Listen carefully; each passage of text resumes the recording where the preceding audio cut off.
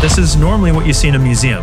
This is just kind of insane what's going on here. It's the most ornate one I've seen. You look closer and closer, it's like a coin.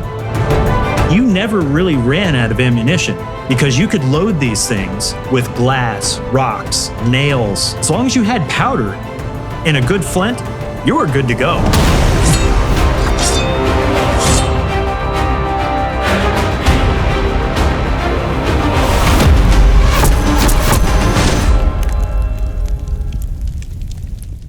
Welcome back to another episode of History Roundtable. Today, we have a really cool item to show you. Now, we've shown a lot of flintlocks, all different sizes and shapes, but what we have today is what we consider museum quality. And if there was a grade higher than that, I would probably put this at that. So, Sean, what do we have on the tray today?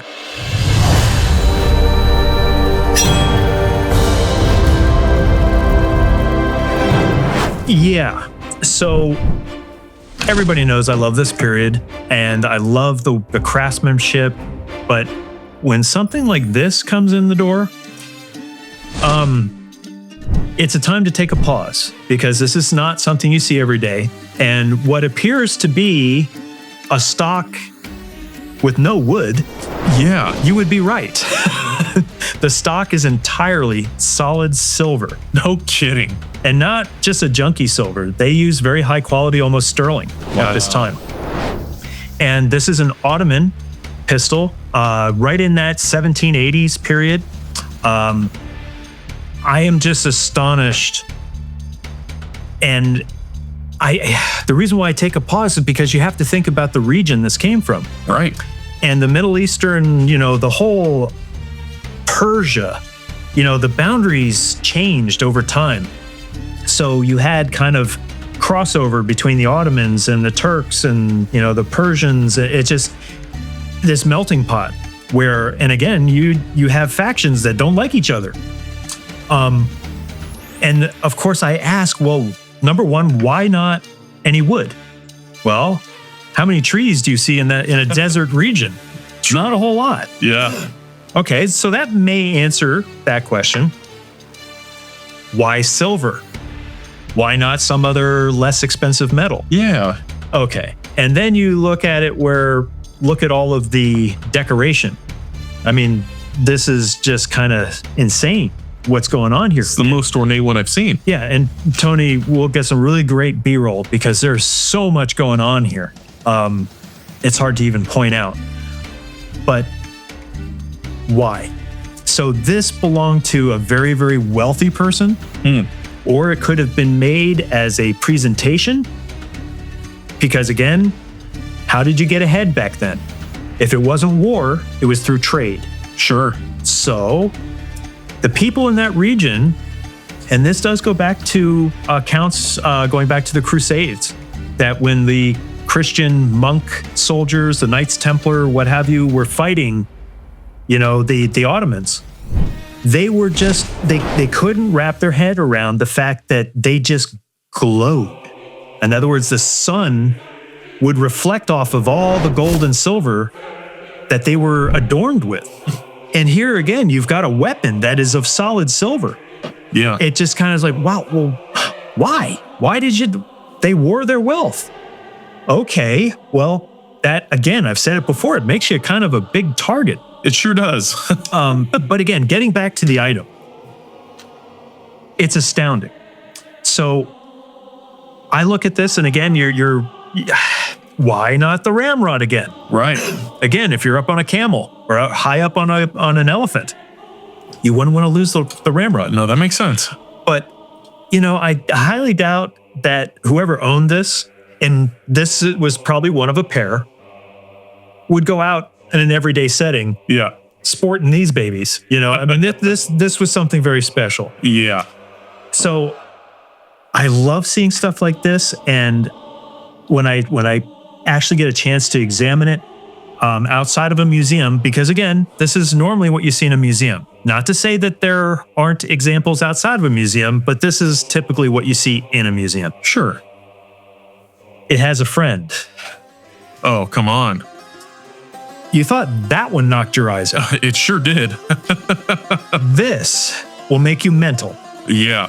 because the condition of this one, now this one's even bigger.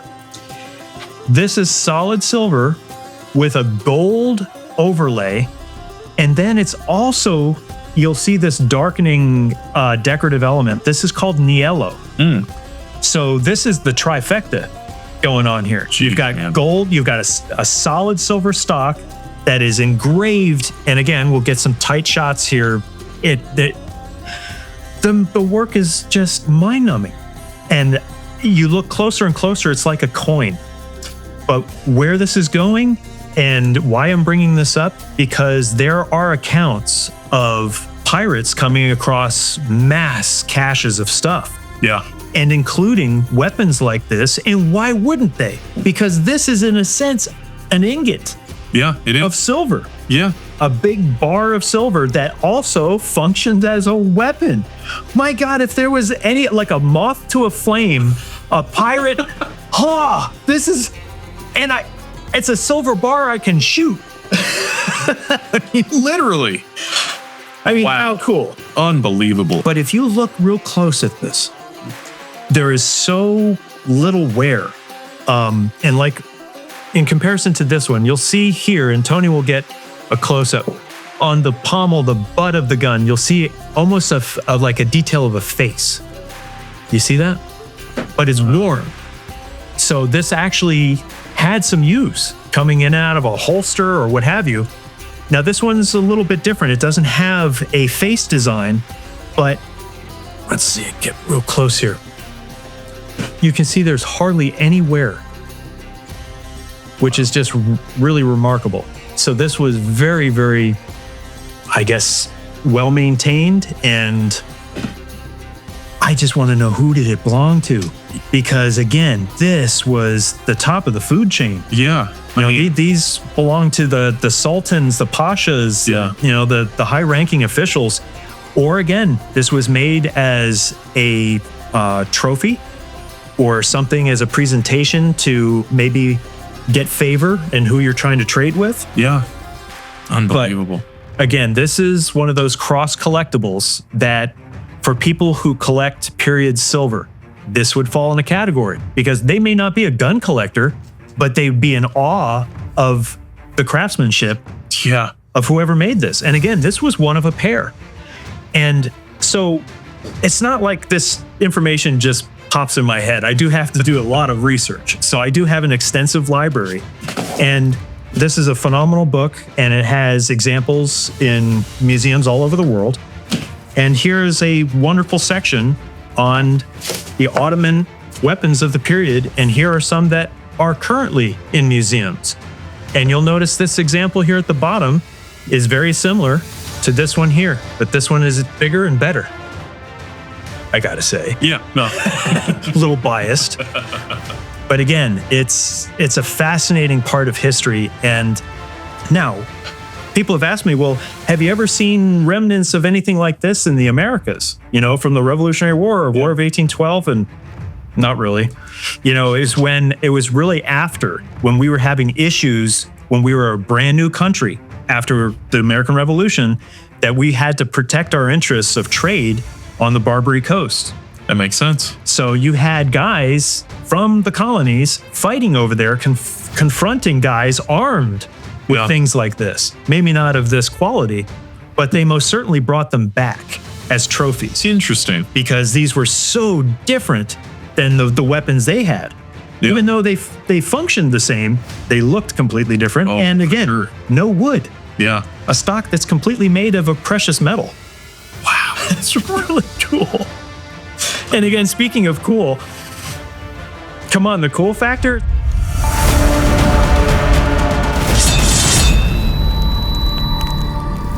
It's like, okay, remove this one.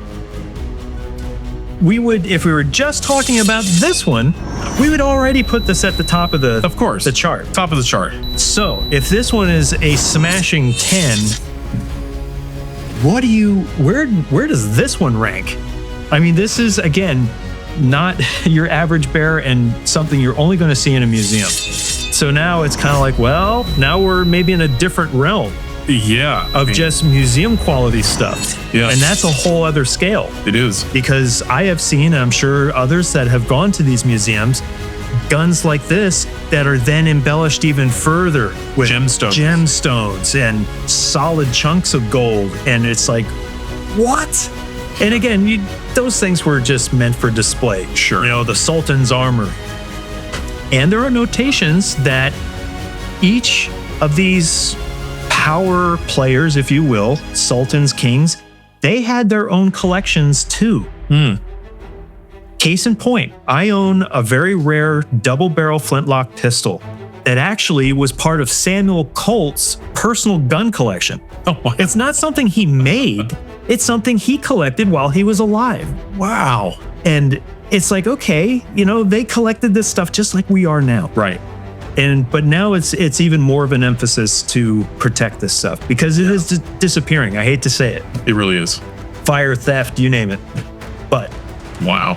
and of course, people are going, "Well, you're going to take that out to the range?" No, there's no need. There is a couple of things I will draw the line. There's no need to fire these. Incredible.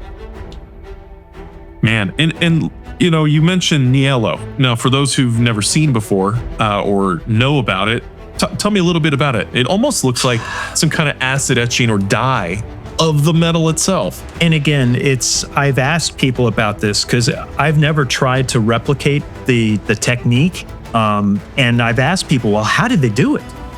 And this is the same kind of connection to questions of the Damascus blades of the period. Yeah. Some of the patterns of these blades are just remarkable, but the process in which they were made has been lost to time. So to answer your question, I don't really have a solid answer because I've never tried to replicate how they do this. Yeah. So I'm coming from a place of, I have the same questions and I don't have the answer for you. Yeah. So this is kind of one of those things that I would love to see somebody that really knows how to recreate this type of Niello work and then watch them do it. Absolutely. And then explain what is the chemical process? How does this in turn stay in place in the midst of all these other metals to come up with this? And here's the other thing. A lot of people don't understand that some of the chemicals and things that they were working with during the time, they didn't know were toxic. Yeah.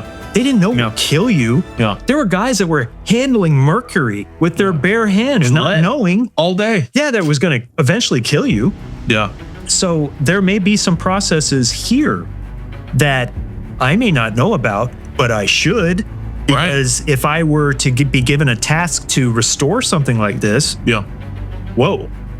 And this is, I can't tell you how many stories growing up, you know, doing apprenticeships and stuff and wood shops and even some of the sawdust from exotic woods, you don't want to breathe in. You don't want to get contact with your skin because it can be poisonous. Yeah. And I wouldn't have thought of that. I'd just grab a piece of wood. I wouldn't either. And just go ahead and start. And then so there's all these little things you have to be mindful of. Wow. And truly, if any of you ever get to hold one of these, the weight, it almost weighs what we've done in previous episodes, some of those other flintlocks, but it's thinner, sleeker, and it's solid.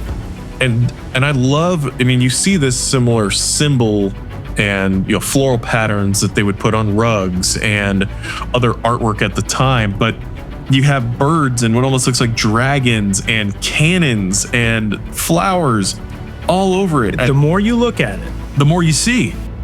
And when I put it down and walk away and come back and examine it again, I will always see something new that I know it's always been there, but I didn't see it the first time or the second or the third. Yeah. Incredible. I mean, this is truly separates it from more than a flintlock. This is art. It's art. It's a commodity. It's what people fought over. Yeah. I mean, this back in the day, could you imagine if you owned something like this? Well, first of all, if you had nothing and then all of a sudden came into possession of this, yeah, it would be systematically destroyed. Yep. Because you could take parts and pieces. And again, this is silver. They just put it on a scale, Yeah. just like a coin, Yeah. and you could buy goods with it. Yeah. And again, I have come across flintlock pistols that have silver furniture that if the part of the furniture could be removed, but yet the gun was still functioning, it was. And it was used as money. Wow. So to have something like this commissioned in a sense, money, come on. Yeah. That it's a whole other level, Yeah. Well, it's an easy thing for me to bring up about paint me a picture of the Barbary Coast at the time, where these would have definitely been used, especially piracy, which was going on for such a long time. Revolutionary War all the way into the early 1800s. Yep. Let's discuss that a little bit.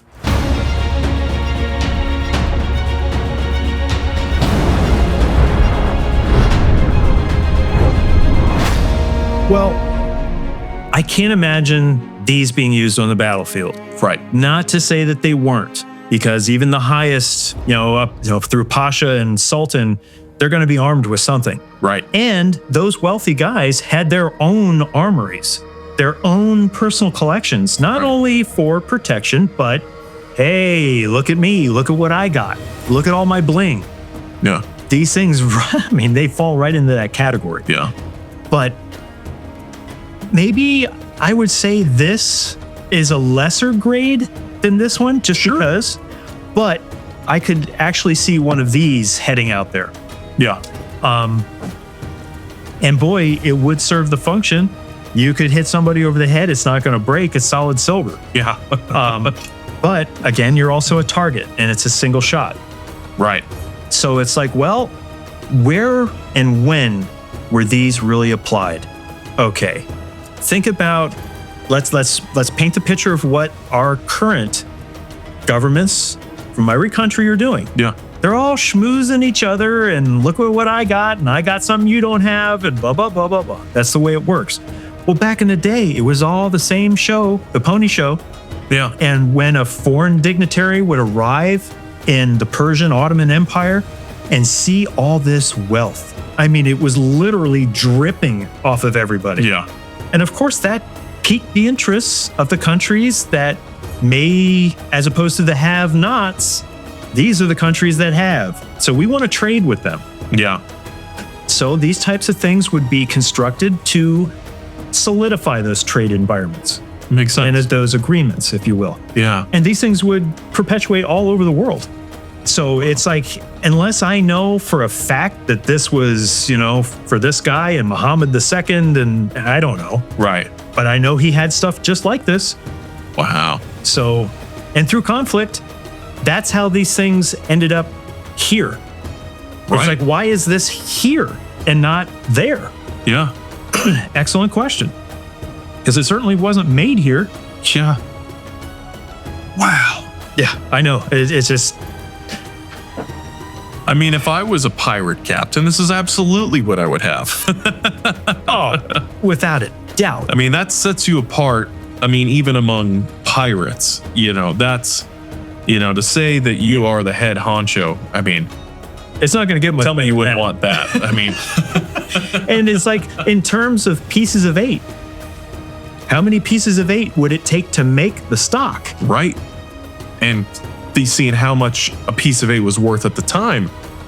I mean, that's oftentimes people's monthly earnings. It could be a year's worth of earnings just to make this. So to your point, that's why this is sitting here right now is so rare and why it wasn't melted down. Let's just talk about that for a minute. A quick little transition on what we just experienced in Long Beach regarding $20 gold pieces, slabbed, graded, no problem with them. But because the value of gold is so high, can you imagine that some people are making the decision to just melt them? Yeah. Now, that's a whole other, it's connected to this. So I'm not going off on a wild tangent. It just comes to that point where maybe the item's metal content by itself outvalues the historical part of the argument of preserving it. Not that I would ever melt down this. Of course. But there are people that are making that decision with coins. And maybe it's an easier decision to make because, well, that $20 gold piece, they made 10 million of them. Mm-hmm. Not to say that there are 10 million still in existence, but they didn't make 10 million of these.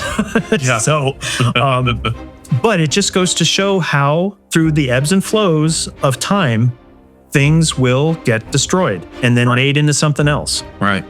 And how these have survived all this time is a miracle to me. It really is.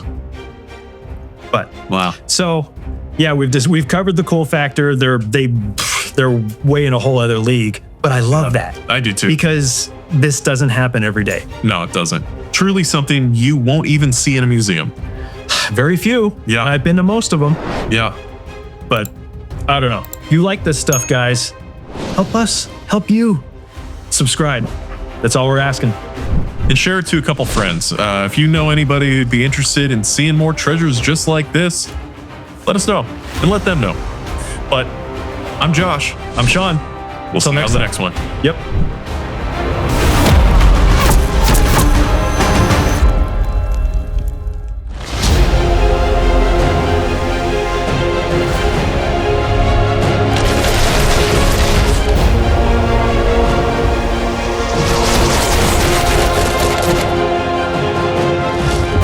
Hey guys, I'm Sean Scott. This is Sean Rich, and today we have something incredible to share with you. So Sean, what do we have in the tray today?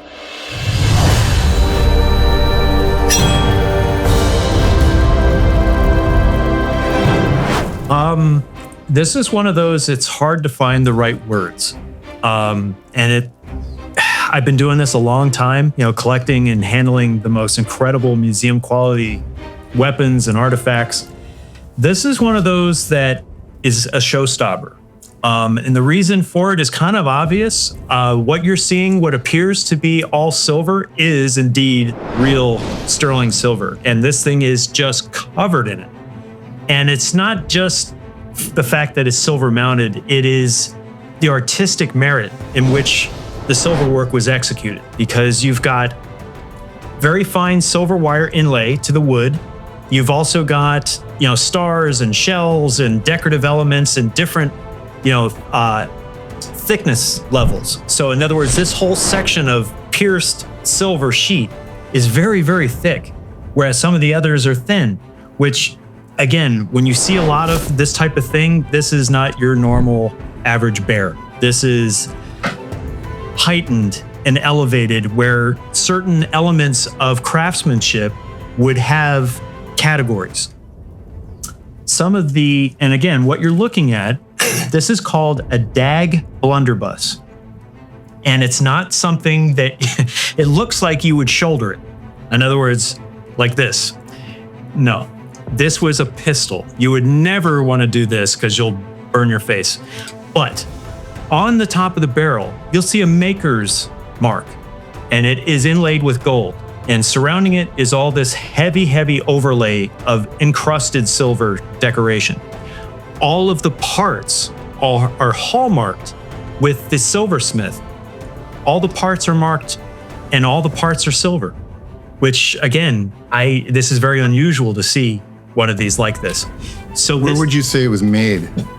This is the Ottoman Empire, which also encompasses, southern areas of Russia, the Caucasus, you have Persia, and the boundary lines changed all the time. So you have to kind of look at it to where, okay, if this was made in the year 1780, where were the boundary lines then?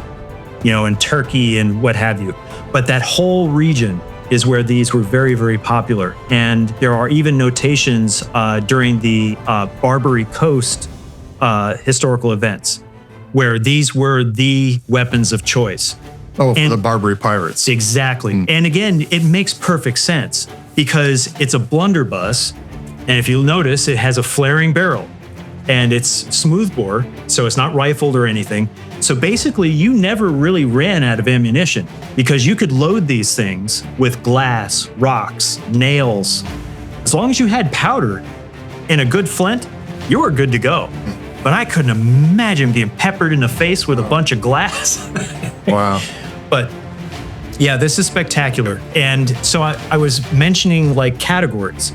Well, just like you would have a rank of sultan, vizier, pasha, and so on and so on and so on.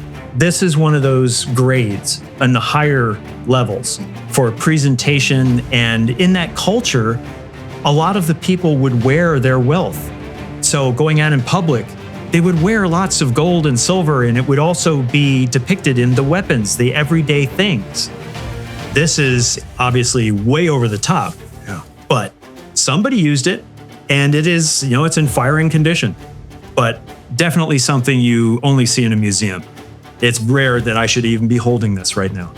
So when it comes to the cool factor, where would you say this rank?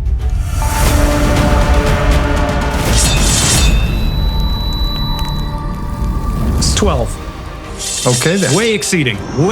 This is in the stratosphere. Oh, okay. Until I find a better one, this has got all of it. It's fabulous. This is almost a keeper. It's incredible. I'd hate to sell it, but it's awesome. Well, if you guys like cool firearms and arms and armor like this, give us a follow. Thanks, guys.